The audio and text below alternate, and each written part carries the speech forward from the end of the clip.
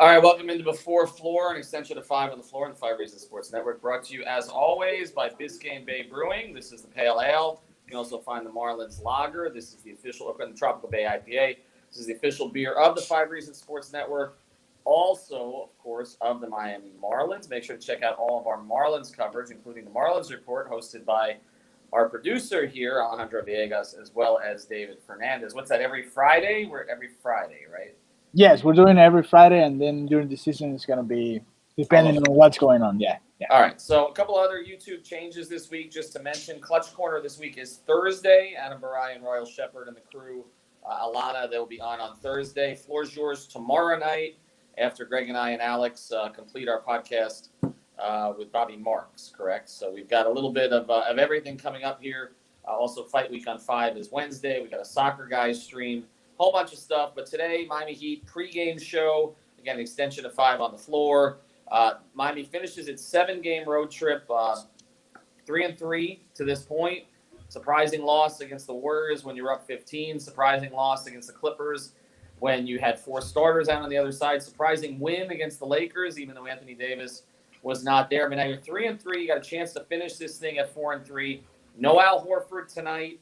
No George Hill tonight. OKC has very few sort of known NBA players beyond SGA who are actually playing tonight. These are the games that are dangerous for the Heat. No Tyler Hero tonight.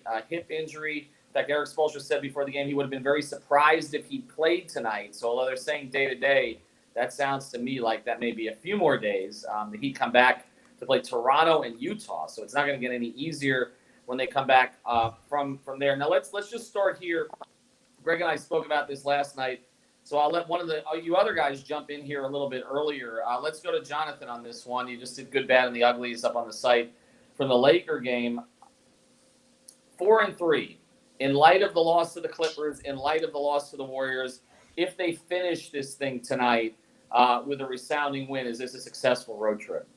I mean, yeah, because regardless of what games we won or what games we lost, 4-3 was kind of roughly what we were thinking about this trip going anyways, or 3-4 with the amount of, what we had going into it.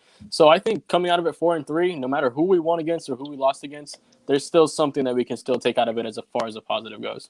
Does anybody look at this trip as a negative if they go 4-3? We've lost Ricky for a second. He might have been the one. No, it's impossible because they also didn't lose any ground in the standings. 2.5 games and they're in the 4 or 5 seed range.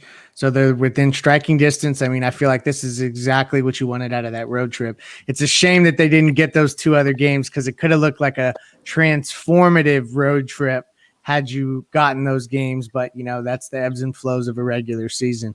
And if you want to talk from a chemistry perspective, like Spoelstra just mentioned, that the West Coast trip, has bonded them together, if anything, because if you're going on, bus rides or shoot-arounds or practices, these are things you're not doing at these home games because – there's certain protocols that you're just not going early on to these shoot-arounds and stuff. So if you want to look at it from that perspective, if, the things we've been talking about, that the continuity and the way they were playing together was not there, now it could be there after this West Coast trip.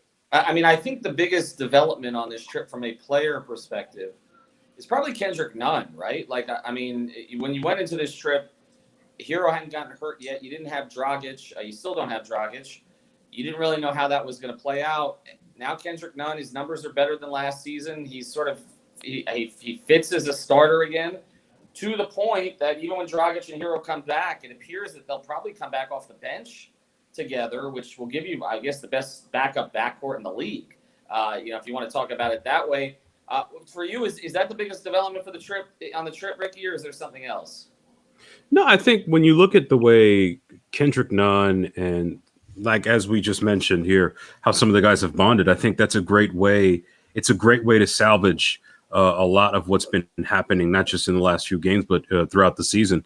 I mean, if we could go back to the Lakers game, for example, Miami, in my opinion, they won a game that they shouldn't have, quite honestly, even with the Lakers and LeBron playing not necessarily to their level. Bam wasn't the attacking force on offense that he was supposed to be, and yet they found a way to win.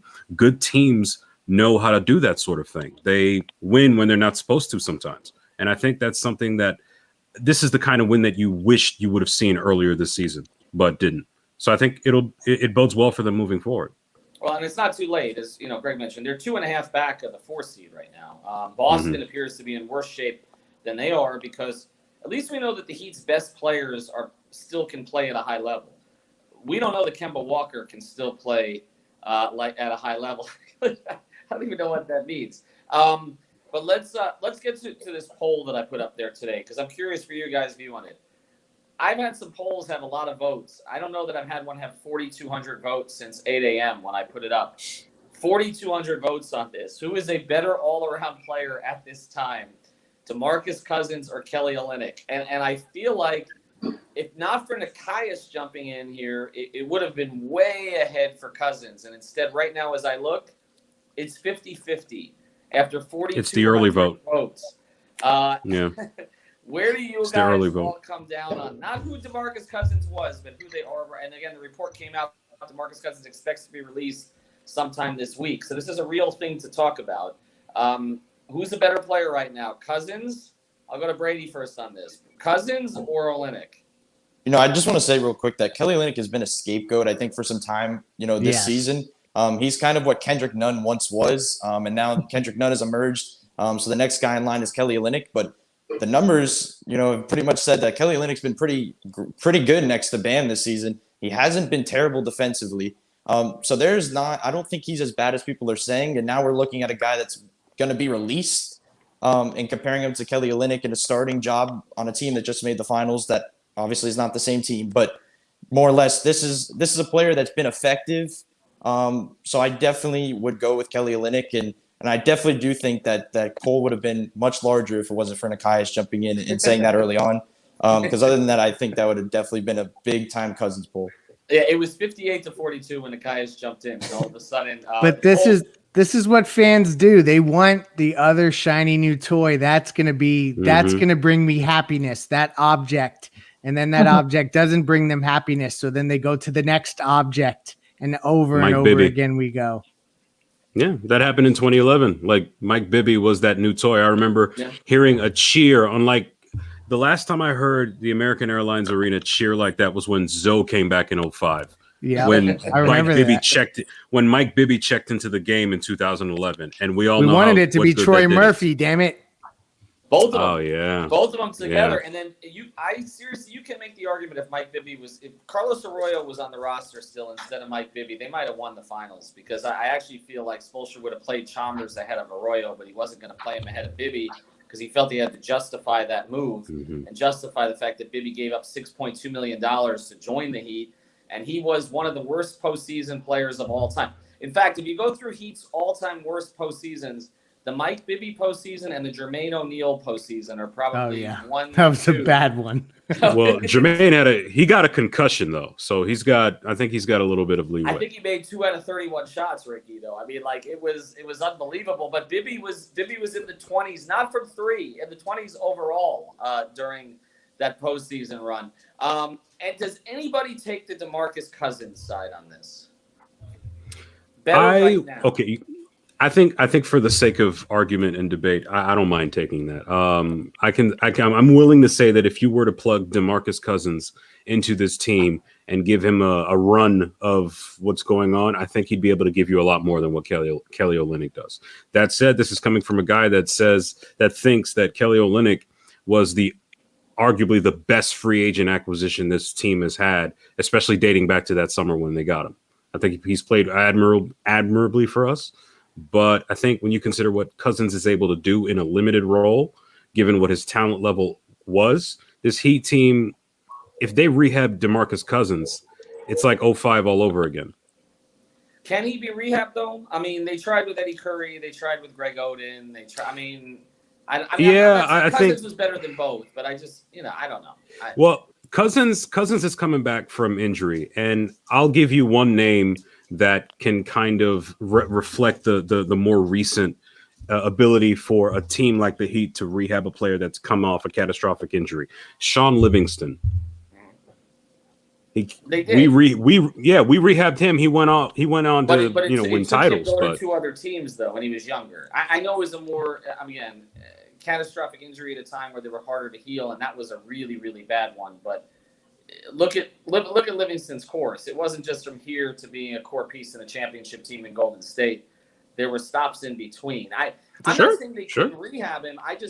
look, he's a bad defender. He always was a bad defender. Now he's a slower defender than he was, right? He's a 33% three-point shooter who's fallen in love with the three-point shot. To me, the only benefit to it is he is a guy you could throw the ball into the post to and make more of a play than Olynyk's going to make in there. You can run some offense through him. That to me is the only thing. And his ceiling, obviously, like there's a chance that he could always regain form. I don't think of him as a player like a either or with Kelly Olynyk. Like what are we doing there? Like this is like an either or with Chris Silva. Like then like when you have that conversation, it becomes much less of like a back and forth, like it's a pretty easy decision to take a chance there. But like he's not going to unseat Olynyk in the starting lineup like right when he like is acquired. Like that's just. But does he unseat Precious in terms of minutes? Is Spo going to play that many bigs? No, not all at once. But I mean, I think that Precious is showing that there's going to be ups and downs, and I think that there's an opportunity for an additional big to get minutes, and that was supposed to be Meyers, and it's not, and that's a waste. So I mean, I think that there's minutes for both of them. And if he comes in and he knows that he's in a situational role, we only have to really just maybe use him as like a defensive stopper where they have another really big, and we just need a guy that can bang in the post. He's not a defensive stopper though. Like as far as a guy in the rebounder, post. yes, but right. But just as in a limited role, he could at least be somebody that can bang in the paint with the other guys, and we don't have to be oversized and outsized all the time.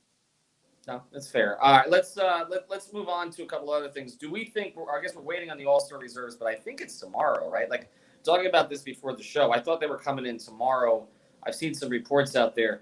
I'm telling you right now, I don't think either guy's getting in. I was going through some. I listened to a couple national pods today. I was going through the timelines. Bam and Jimmy are not on a lot of lists. I mean, this is even though that NBA math thing came out on Twitter where like Bam is far and away the most productive player for his minutes among fourth-year players. There's no one close, not even Donovan Mitchell. But still, it does not look like either guy is going to get in. At this point, do you think it's better for this team? Jimmy has a clause in his shoe contract. It's about $1 million. He wants to get in for that reason. But do you think it's better for those guys and this team if they don't? Yes.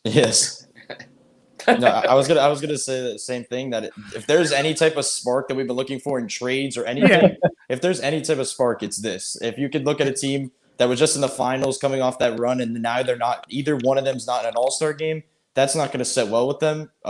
So definitely, I definitely think that could be a push in the right direction. Well, also, Brady, it's not just that. Last year, we had a T-shirt with 6 guys on the Heat who competed in All-Star Weekend. I hope they send none. I don't think there's not Kendrick Nunn, like none of them. Right. But they're not going to have a slam dunk contestant, and they're not going to have a 3-point contestant this year. I don't think. Duncan's right on the edge, but he's at 39. He'll get invited, but he probably. I hope none of them accept, because here's another thing. Like this is another moment that they can rest, and I feel like that's an underrated aspect of what may help Miami going into the second half of the season with Tyler and Goran being in and out. Yeah, no doubt. Yeah, anything that gives Bam the kind of chip on his shoulder that would force him to realize, wait a minute, I'm much better than this. I need to start attacking more. If we get a different Bam the second half of the season where 8 minutes goes by without him shooting, if that goes away, then I think that propels Miami safely into a top 4 seed. Well, he did remember we'll the Popovich snub. That's for sure. All right, let's look at a couple of the teams, and then we'll get to picks for tonight. We talk about the teams in the top 4. I mentioned, they're only 2.5 behind Indiana at this stage. Toronto has pushed ahead of Boston, but the top 6 teams in the East are the 6 teams we thought the Heat would be competing with, okay? But you're right there with Charlotte. You're right there with the Knicks. You're right there, I guess, with Atlanta. I looked at some stats today. Charlotte is the best clutch team in the league this year. They've been so much fun to watch. And you're there. I mean, are they? They have a point guard. Threat for seeding with the Heat. We saw them beat Miami here because Malik Monk went nuts because I disparaged him on Twitter. They're legit. Terry Rozier's been awesome. LaMelo is doing all kinds of crazy stuff. They've got functional bigs. They get up and down the floor, well coached. I like that team a lot. I think that they're a dangerous team. They're not going to, win a series, but they can definitely steal a game and definitely be a team that Miami's fighting for. Although I think that Miami eventually will get ahead of them in the standings. What is the Yeah, goal? I agree. What is the goal right now, guys? Is the goal? I mean, seating doesn't matter as much this year because home court doesn't matter as much because we're going to have at most 5,000 fans in an arena, and I don't think we're going to have that many. What is the goal? Like, is it to get to the 4th spot? Does that even matter this time? Is it just to stay out of the play-in? Is that really all you're trying to? Is there a team you're trying to avoid? Are you trying to avoid Brooklyn? Maybe Just top 6. Get out of. I get think out you of the avoid the play-in, play-in. so nobody. Yeah. I'm with these guys. You avoid the play-in. I think any matchup. The Heat are not going to be a team that any of those top seeds want to see in the first round, just because of the way that they play and the fact that they don't give up and all of the cliche stuff that you guys know about. So you just don't want to get caught up in that play-in where you slip up and then all of a sudden you're eliminated, and it's just the margin for error is so slim. So get out of that, and then you let the chips fall where they may.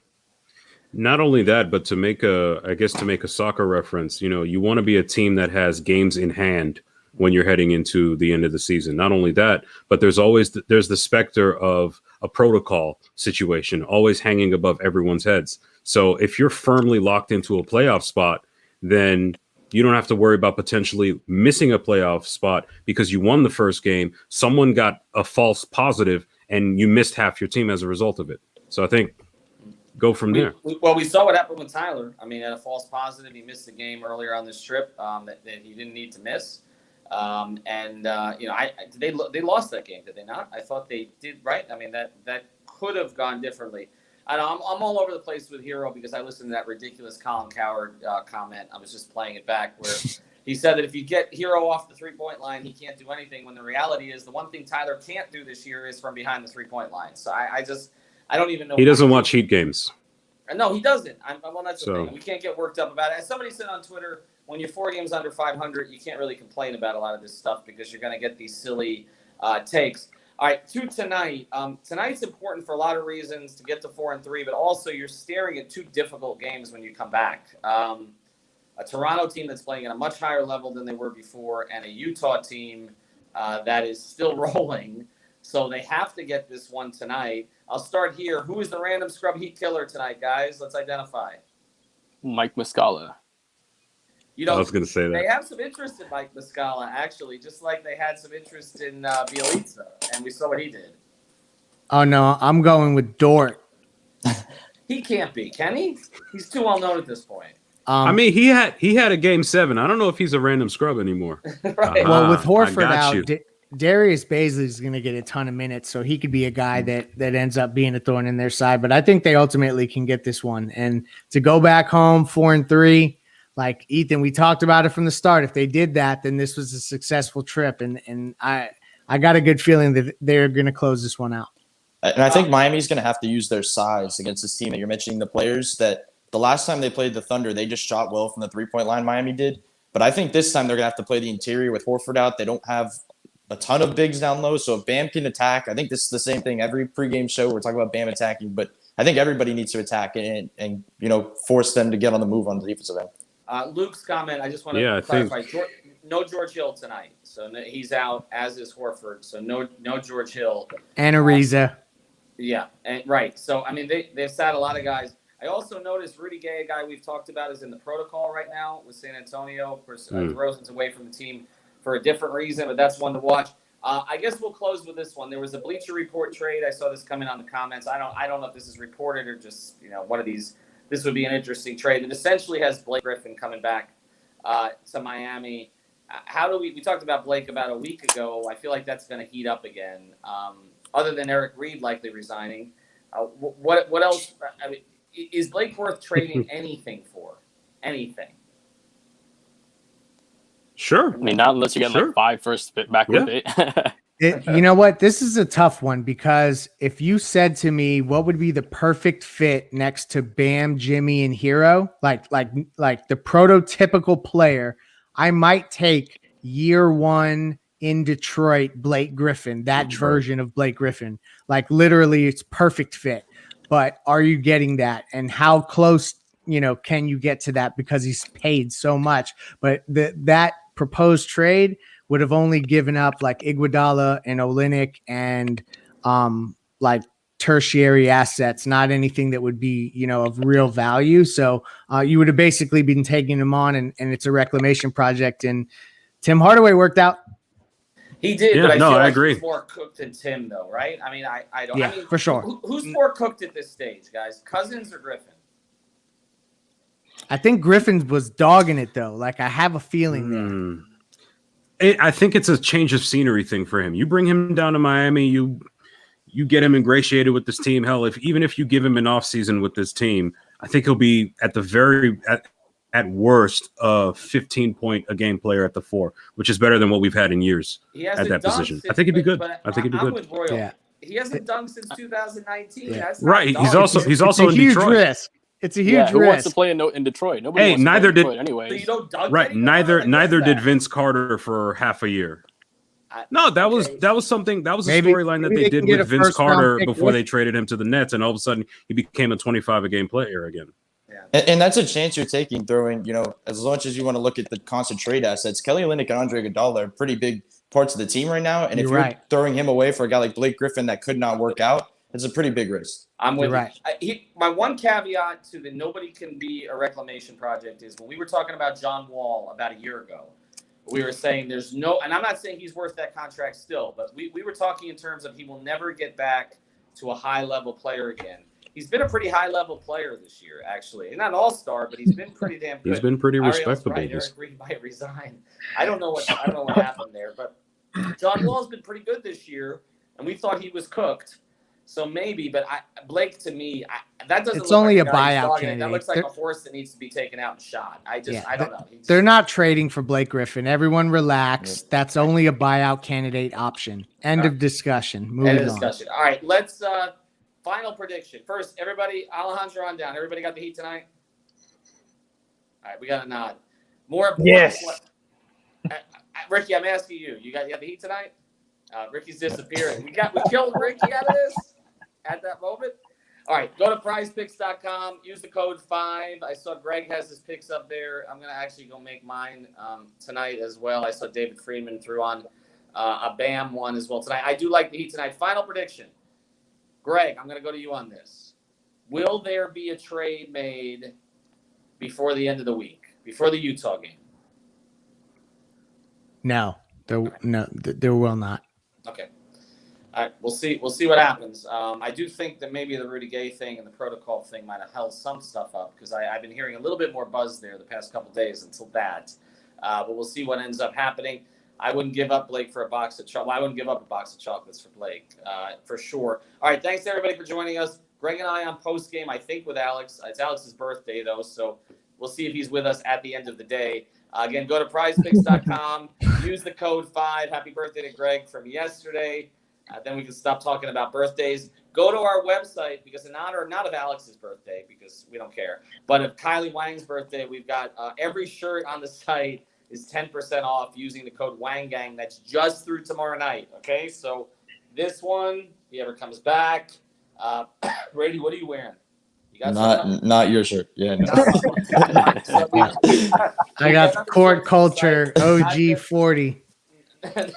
My buddy UD. That's not a Knicks shirt, Ricky. I thought that was a Knicks shirt. That's a Knicks sweatshirt.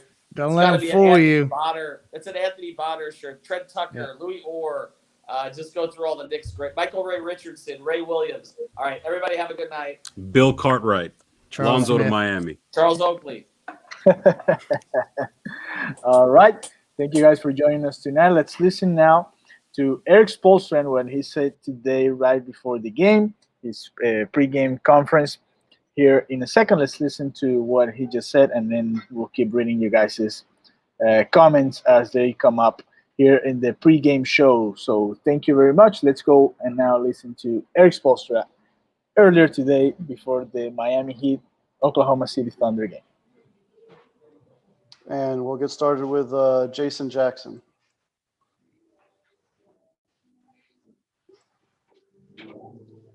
Coach, let's see here. There we go. Coach, first of all, just the process that had to happen there, that you had to go through with Tyler. I know we got the word that he's out today. Yeah, I would have been surprised if he was able to go, based on not being able to play in the second half the other night. we'll continue to evaluate him day to day. It is feeling a little bit better than it did yesterday, so that's a good sign. It's been a long trip. Got it in a position to make it a winning trip. How much of that juice is firing as you lead into this one tonight? It's very important that we stay present. That's what we talked about today in the shoot around.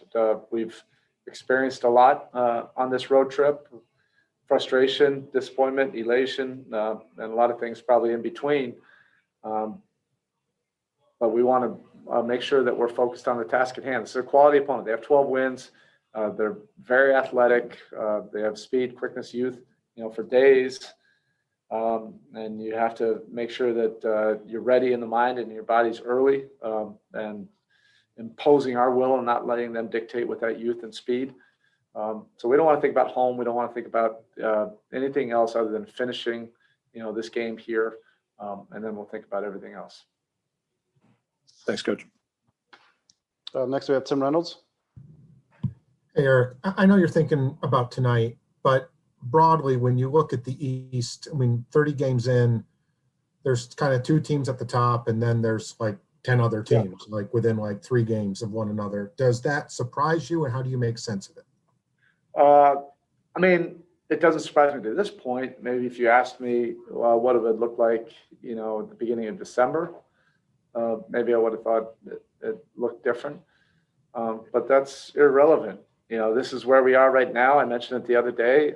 I see a lot of inconsistent teams in the East, and we're one of them. And anybody that can, find some consistency and reliability quicker can find some separation, in the standings. But right now, there's not separation. So what I see is opportunity. Thanks, Bob.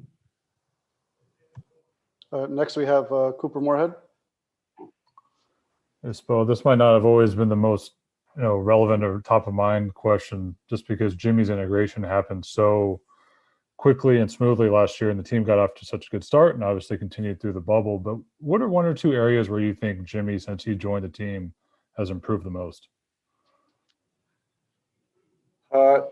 His leadership, and that's one of the things that he wanted in joining us, is to work on that aspect, to improve, to have a few role models to look to, such as UD, and our organization, to be able to impact winning with his leadership will in a very similar way to his competitive will when he's on the court. And he's made big improvements in that area. If you're talking just specifically on the court, I thought we've always felt that he's had this kind of ability, the playmaking ability. He's probably played a little bit more point guard for us than he has previously in his career. And I think his ability to be assertive and facilitate and find that balance is super unique. And it's been a big part to our success offensively. Thank you. Next, we have Michelle Kaufman. Hi, I know it says Dave, but it's not. It's me. I just want to ask you, it's a really long road trip. Can you just talk about how you guys, it's the longest you've been together, how you guys bond, what it's like to spend so much time together, and how that's helped your team? It's all relative, Michelle. So it's not like the typical bonding that you would have in previous years. It's not like guys are going out to dinner or we're having team meals together in a small room where it's super intimate. Even our bus rides, are separated by 4 buses. But in relative terms, this is the most connected and the most time we've spent together all season. And our guys, everybody has felt that, from shoot-arounds to practice time to meeting time to film sessions to locker room time to game time to even time on the airplanes. It's been very important. This is an extremely important stretch for us.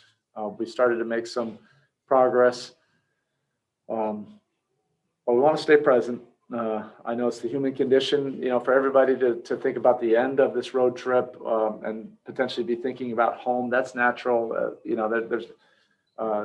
That's what makes us human. But as professionals, we need to stay present and really focus on the task at hand. We have an opportunity to finish against a quality opponent here on their court and show some improvement with our team, with this road trip. Thank you.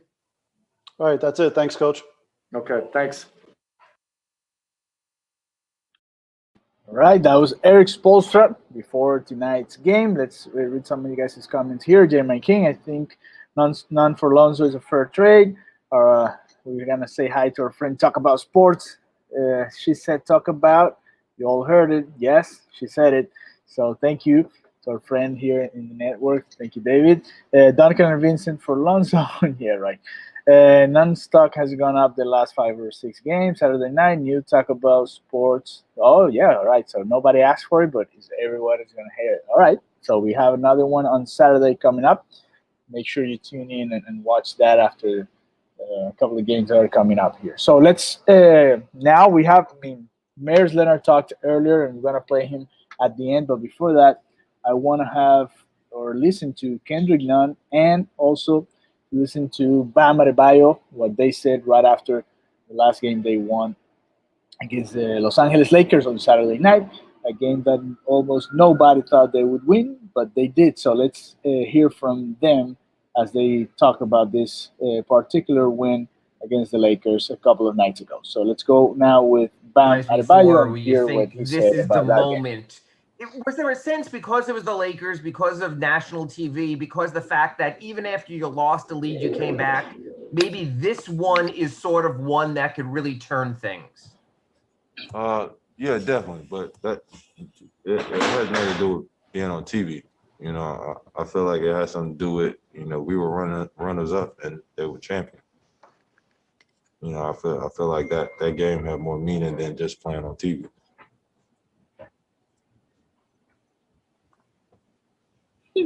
Here we do. No. Cooper's still moving. I seen. Yeah, looks like Ira might be frozen right now. All right, let me go to, I'll move along to Cooper to see if that works. Go ahead, Coop. Bam. Spent a lot of time on LeBron tonight. It was a poor shooting night for him, even though he almost had a triple-double. How'd you feel about, and you guys were also not trying to give a speech for most of the evening. How'd you feel about the way you guys handled both LeBron and then the plays that LeBron wants to make for everybody else? I feel like this game, we were making multiple efforts. This was one of the games where, we was rotating, communicating, getting out there on guys, trying to make a miss. So, and then just trying to contain LeBron.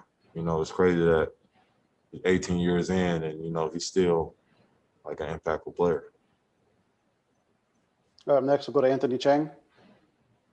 Hey, Bam, but before the game, Spo was saying how it feels like this road trip is probably the best segment for you guys of the season, just the time you guys have been able to spend together, with the team pretty much whole and the way things have been trending well in the basketball. What things have you seen kind of would make Spo say that as far as this being the best stretch of the season for you guys?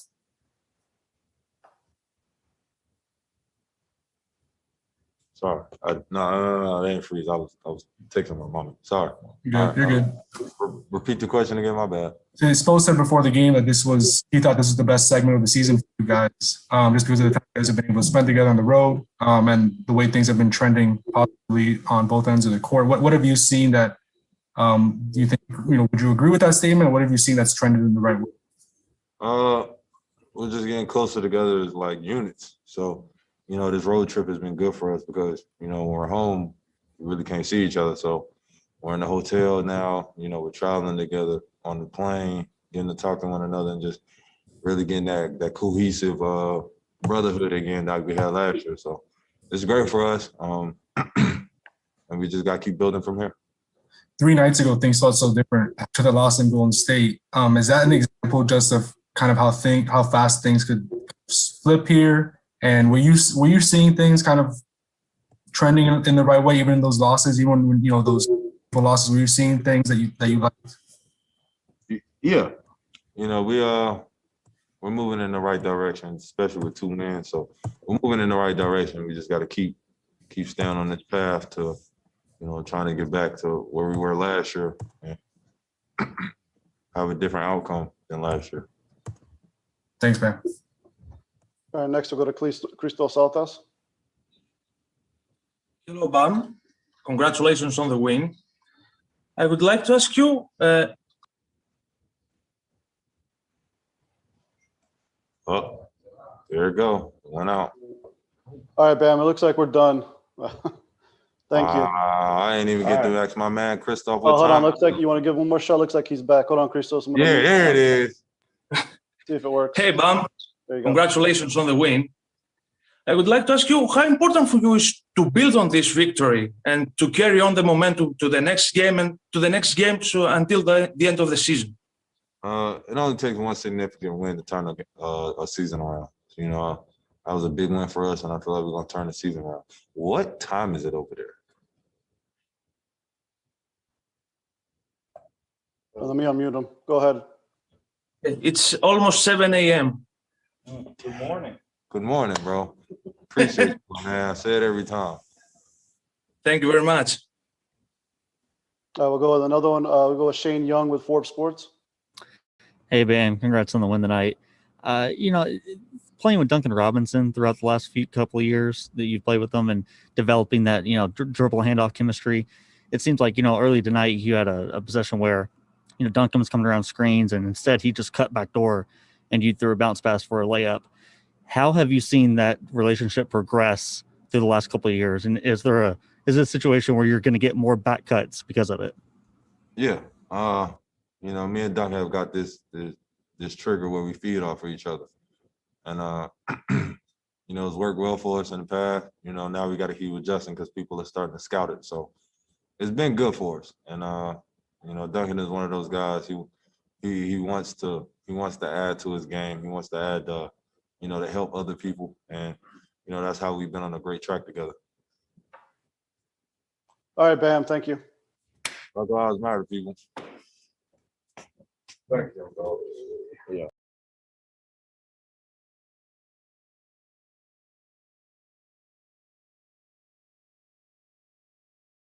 I'm sorry, that was Bam Adebayo after the game they beat the Lakers a couple of nights ago. And now let's listen to what Kendrick Nunn had to say about that particular game as well. Him being one of the best players on the court right, that we'll get night. started with Anthony Chang. Hey, Kendrick, yourself and the team started off hot offensively, but what did you like most about the way you guys defended late in that game to hold on for the win tonight? I like that we just got stops. In the fourth quarter, I think we scored maybe 15 points, and we won the game. And that says a lot about our defense to finish games. That was huge for us. And before the game, Coach Bo called this road trip the best segment of the season so far for you guys, just because of the time you guys have been able to spend together and have most of the team pretty much whole, except Goran and Avery and a couple other guys, and the way you guys have trended on both ends of the court. Do you agree? And what growth have you seen during the past 6 games?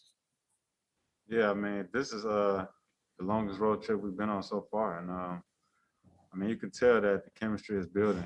We've been together for a week and a half now, and it just gives us more feel of each other, being around each other more, and we're moving in the right direction right now. We dropped a couple early, but I think we're starting to give ourselves the best chance going into the fourth, and then learning how to finish games. I think we made a step in the right direction tonight. Thank you. Next, we have Ira Winderman. Kendrick, this sort of was similar to a degree to the Sacramento game, a large lead. Some of it went away. Today, you were up 15 early. All of a sudden, there they were with a 3-point lead in the third. But like I guess Spo would say, you sort of stayed the course. What does it say about this team that you found a way that instead of the leads that had been going away, now there seems to be a little bit of a turn now that you find a way to right yourself and make the plays you need to make? Yeah, through a full course of a basketball game, there are going to be runs. Specifically, we've made our runs early, and then so we know they're going to make the run during some point of the game. So we just have to limit as much as possible their run. And that's what we did. We wanted to take a lot of things out of transition from their game. And when it comes to the fourth quarter, just make winning plays. The fourth quarter is what matters the most, and to make winning plays and win the game. You played big in the first quarter, obviously, your highest scoring quarter of the season. Then the game went in other directions, but importantly, you also stepped up at the end. Did you sort of feel at the end in certain spots there that, hey, they need me, I can do this, and sort of, maybe put yourself at the front there? Yeah, definitely. While I'm on the floor, I always want to put my fingerprints on the game, whether that's offensively or defensively. And tonight I stepped up offensively, got a couple good box out in the fourth quarter. That was pretty huge. And just finishing the game, make winning plays and get out of here with a win. That's most important. You're shooting almost 45% on three-pointers in February. Do you feel that? Does it feel like that you're in a groove? Is each shot its own, or is it the practice time and everything? I mean, 45%, pretty good. Yeah, definitely shooting the ball well as of now. I'm just in rhythm. I'm just in the flow of the game. Not any play calls or things like that, but just being in the right position, the right time, and just be hard to guard. And that's just keep moving and find open shots. Can you define that a little more by you saying hard to guard? What specifically do you mean by that? Just burn a calorie, constantly moving. Mm-hmm. You make a cut, you know what I'm saying? Cut back out, get to the three quickly. And if you're just standing still and doing things with slow motion, that's pretty easy to guard. Thank you, Kendrick. Next we have Christos Saltas. Hello, Kendrick. Congratulations on the win and the performance as well. I would like to ask you how important for you as a team is to build on this victory and the way and the effort that you made tonight. And also about your performance, it was a kind of a statement that tonight's performance against the Lakers. That was a big game for us. Second to last on our road trip. It's been a fairly good road trip for us. I think we've made steps in the right direction as a basketball team. But specifically tonight, you never forget when you lose to.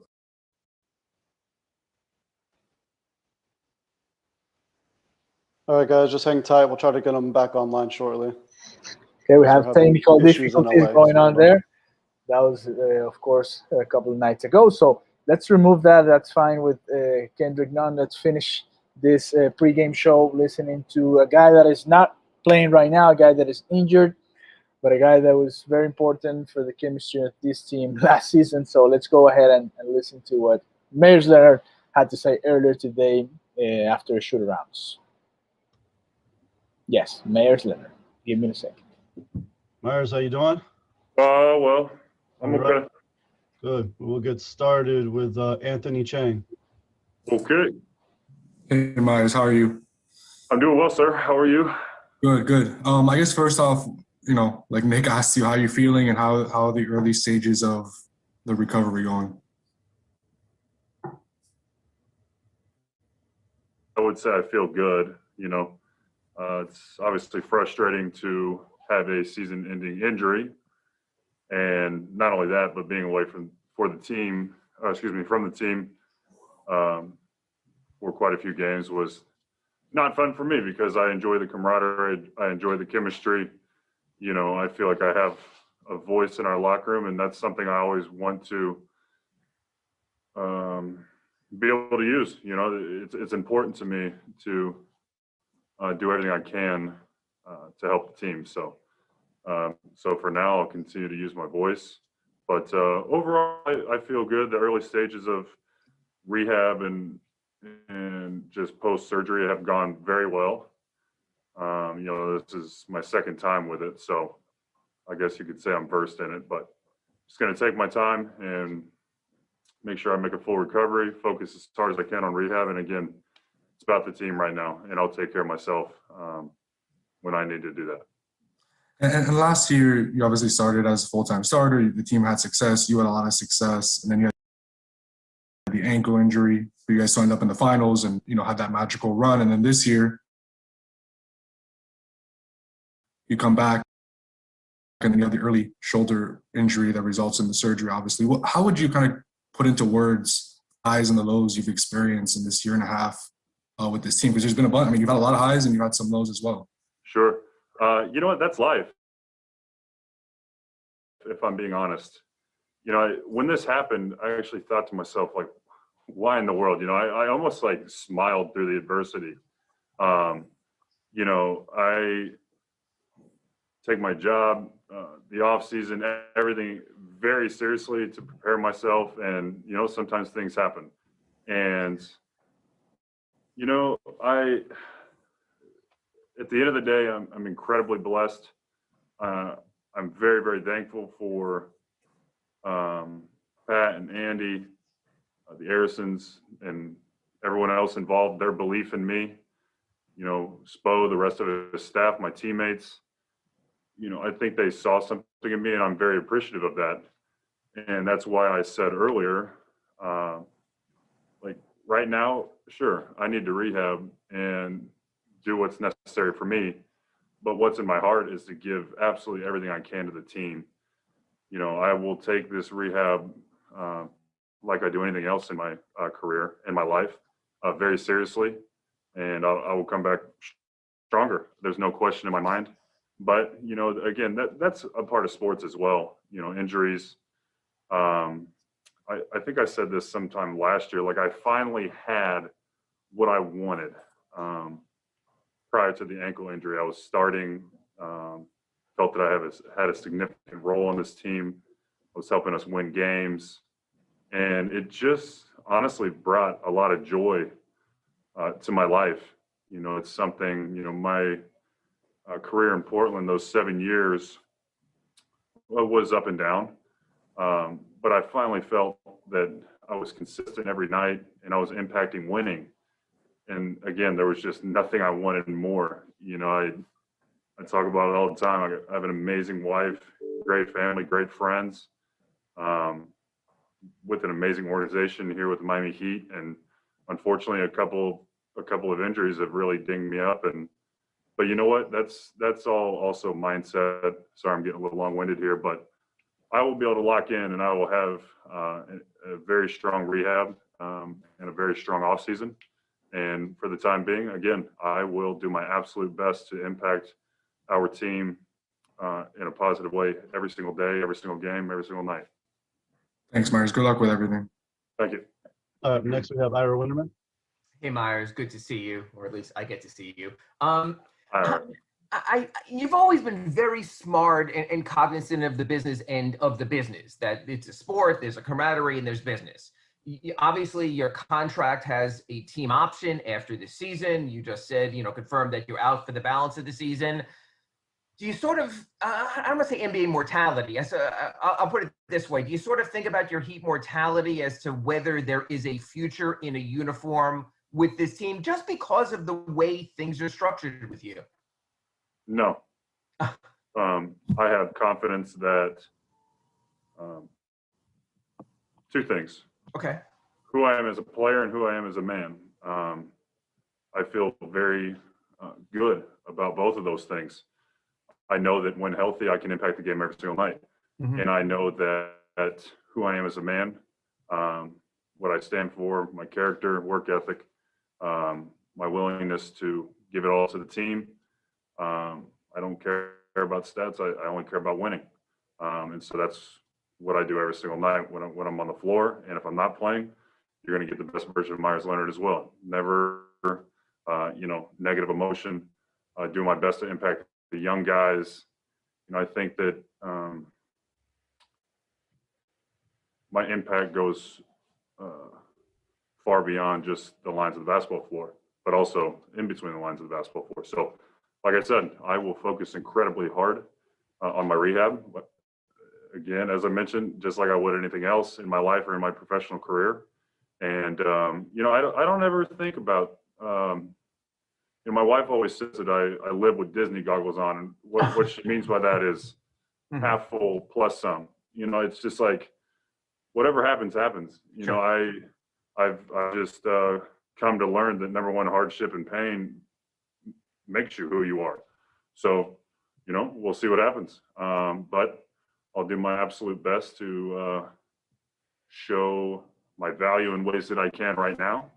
I'll show that I'm getting stronger with my shoulder and with everything else.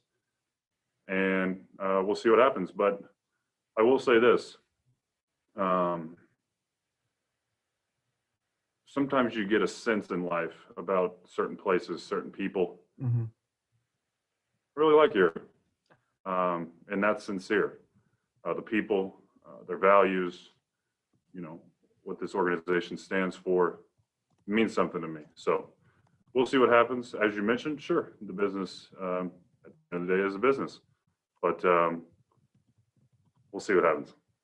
And I guess to that end, in your glass more than half full world, do you believe you will play another game for the Miami Heat at some point? In my career? Yes. My guess would be yes.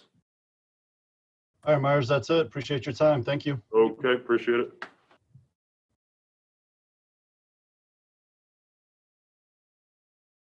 That was Meyers Leonard. Of course, we're gonna put this video up on the site so you guys can actually watch it. We had some technical issues here with the platform, so you guys couldn't actually get to see him as he was speaking to the media today. So thank you very much, guys, for joining us for this Miami Heat Oklahoma City Thunder pregame show. This is the starting lineup. It's going to be the same one they've been using the last couple of games. Kendrick Nunn, Duncan Robinson, Jimmy Butler, Kelly Olynyk, and Bam Adebayo.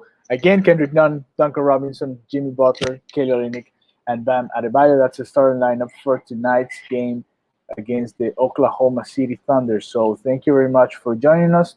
And remember to subscribe, to give it a thumbs up, to leave your comments here.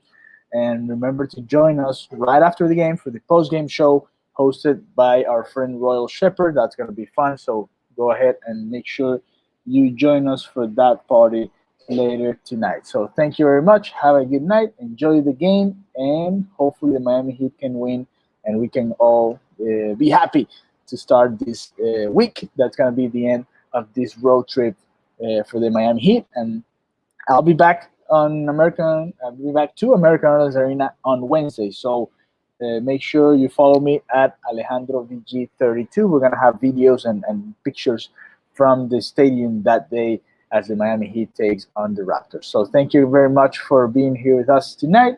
And have a good night. Enjoy the game. And we'll see you right after the game with the post-game show.